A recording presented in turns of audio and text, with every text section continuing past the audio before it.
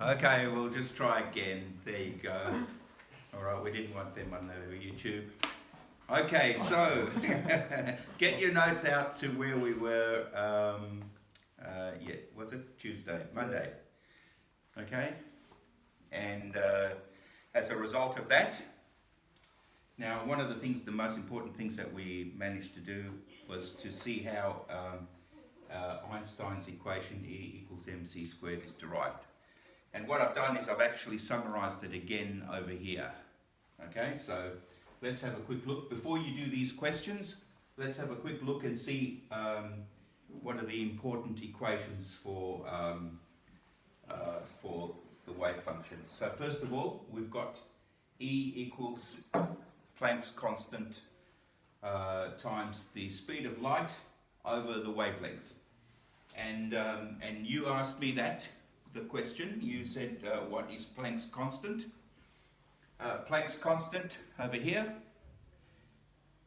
is, well, this is the actual value for it, 6.62 by 10 to the minus 34, and it's actually the definition of Planck's constant is a quantum of radiation divided by the frequency.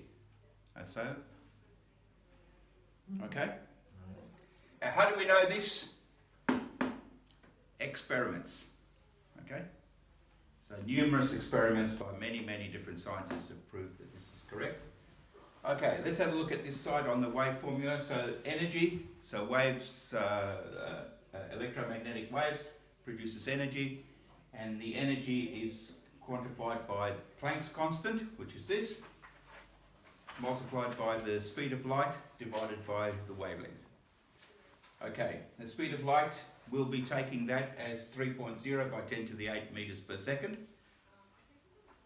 Now, let's look at an important wave function.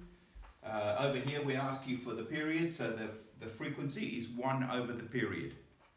Period being the amount of time that the wave takes to travel from one crest to the other crest. Okay, and that's measured in hertz. And a similar thing is the period, as we've discussed before, the period is the time takes for a satellite, for instance, to orbit once around the Earth. That would be a period. So what is the period for a geostationary satellite? 24 hours. Yes. Okay, precisely a day. Yeah. Around about 24 hours. Okay, so in other words, this way a geostationary satellite stays in orbit in exactly the same place. Okay? All right. Of course, we've got the other types of satellite, like the polar orbit, and the polar orbit, as you know, allows us to see the entire Earth at some stage. Okay. Now, let's have a look at this. So momentum, which applies to particles that have mass, is the energy divided by the speed of light, which is also Planck's constant over the wavelength, which is also, as you know, momentum is mass in just ordinary physics, mass by velocity, and of course, because of that, it's mass by the speed of light, the speed of light being velocity. So in that case, if you bring that together with energy, E equals PC, and therefore E equals mc squared. Okay. So this is not a terribly hard formula to reconcile. And again, how do we know this? Experiments. Okay, so what I want you to do this morning is please make sure that you copy down these questions. I want you to answer these questions. Okay, so let's go through them. Okay, when light with a frequency of 5.6 by 10 to the 14 hertz, okay, travels through a vacuum. So the reason we suggested a vacuum, because as you know, light will travel differently from one medium to another. Okay. All right, and we call that refraction. Okay, so let's have a look through this. Make sure that we're all on the same page. What is a period? What is the period? Should I say, in other words, the period of this particular wave? Work that out. Okay, what is the wavelength? Calculate that. What is the color? Okay, now that's really important. What I'll do is I will hand out a sheet right now. Matthew, can you just pass these around? Pass that around, one to Lynn. Okay, one for yourself. And okay, can you just put this on Patrick's desk, please? Okay, have a look at it, and you will see that that we've got there a sample of the visible light portion of the electromagnetic spectrum.